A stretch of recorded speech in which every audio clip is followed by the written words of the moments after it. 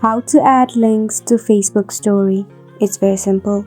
If you try to add a story from your Facebook, choosing the background and tapping on the sticker icon, you will see there is no link option here. So what you will do is you will open your Instagram application and tap in your story. Choose the background that you want and then tap on the sticker icon and choose the link sticker. Now paste the link you copied and tap on done. You can tap on the sticker to choose a layout and arrange it as you want to. Now press and hold your story option and make sure to select your Facebook story as well and tap in share. Wait for it to be posted,